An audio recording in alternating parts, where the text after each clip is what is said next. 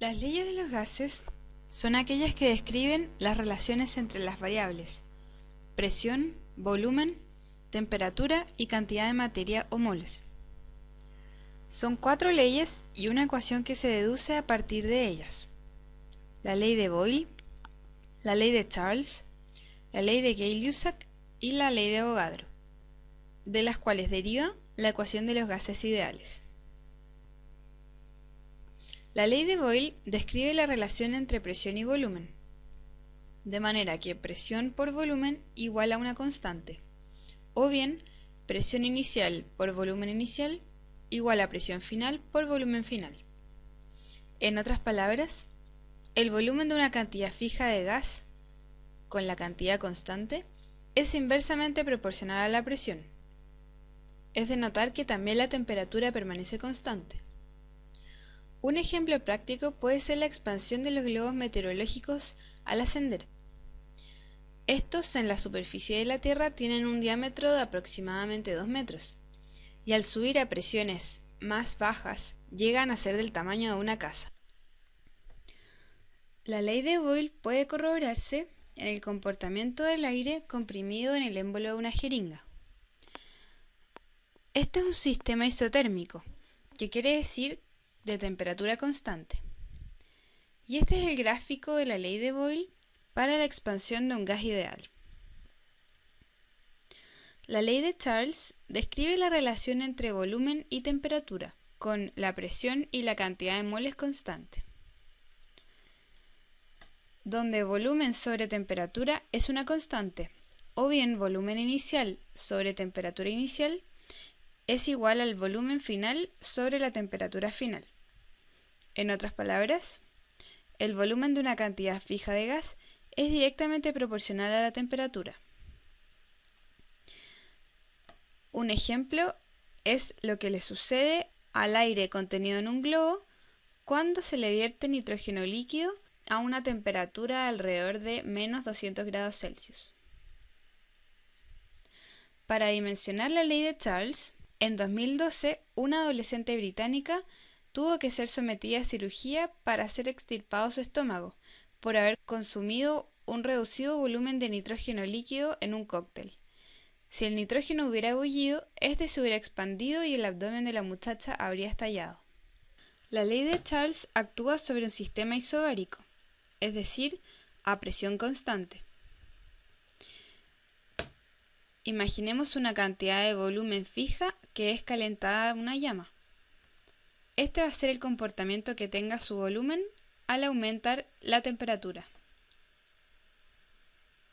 La ley de Gay-Lussac describe la relación entre presión y temperatura, con volumen y cantidad de moles constante,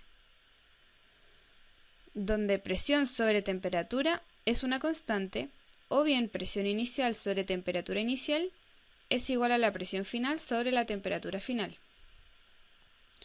En otras palabras, la presión de una cantidad fija de gas es directamente proporcional a la temperatura. En un recipiente cerrado puede medirse el comportamiento de un gas modificando la temperatura. La ley de Gay-Lussac actúa sobre un sistema isocórico, es decir, a volumen constante. Imaginemos este sencillo experimento donde recipientes cerrados que contienen una cantidad fija de aire son conectados a un manómetro y dispuestos en recipientes con agua a diferentes temperaturas. La ley de Avogadro describe la relación entre la cantidad de moles y el volumen, donde volumen sobre cantidad de moles es igual a una constante. En otras palabras, el volumen es directamente proporcional a la cantidad de gas a presión y temperatura constante. Esta ley es también llamada la ley de los volúmenes de combinación, ya que inicialmente se experimentó con el volumen que ocupaba una cantidad variable de gas a presión y temperatura constante.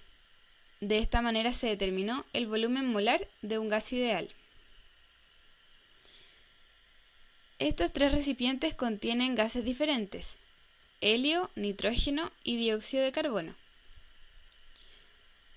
A 237 grados Kelvin y una presión de atmósfera, que son las condiciones normales de presión y temperatura, un mol de cualquier gas ocupa un volumen de 22,4 litros. Este interesante descubrimiento fue la base de la ley de Avogadro. Finalmente, al juntar todas las leyes anteriores, se obtiene la siguiente ecuación,